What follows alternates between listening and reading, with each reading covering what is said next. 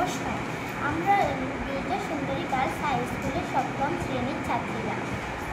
আমরা এখন মডেলটির বিষয়ে কিছু বলতে চাচ্ছি। মডেলটির নাম হলো স্থাপত্য শিল্পে জ্যামিতির ব্যবহার। এটি বানানোর উদ্দেশ্য হলো স্থাপত্যের নকশা, সৌন্দর্য এবং দৃঢ়তা বোঝার জন্য কীভাবে বিভিন্ন জ্যামিতিক আকার যেমন ত্রিভুজ, বৃত্ত, আয়তক্ষেত্র, বাঁকানো রেখা ইত্যাদি ব্যবহার করা হয় প্রদর্শিত করে।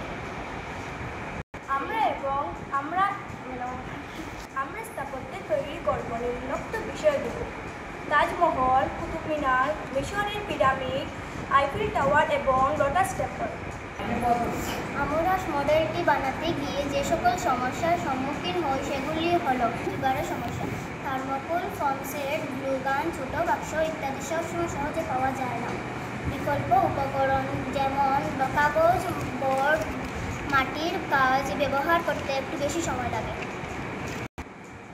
আকৃতি সঠিকভাবে বানানো: ত্রিভুজ, বৃত্ত বা গম্বুজের মতো আকৃতি নিখুঁতভাবে কাটা বা জোড়া লাগানো কঠিন হতে পারে। অনুপাত ঠিক না হলে মডেলটি বাঁকা বা ভারসাম্যহীন হয়ে যেতে পারে। গঠন মজবুত রাখা: পিরামিড বা মিনারের মতো উঁচু অংশে সহজে ভেঙে পড়তে পারে। থার্মোকল বা কাগজের গঠন ঠিক রাখতে গম ভালোভাবে লাগাতে হবে। সময় ও পরিকল্পনার সমস্যা: পরিবহন বা বহনের অসুবিধা।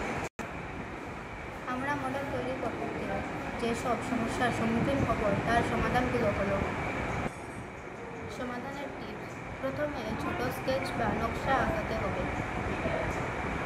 প্রতিটি অংশ আলাদা বানিয়ে জোড়া দিতে হবে। গম শুকাতে সময় দিতে হবে।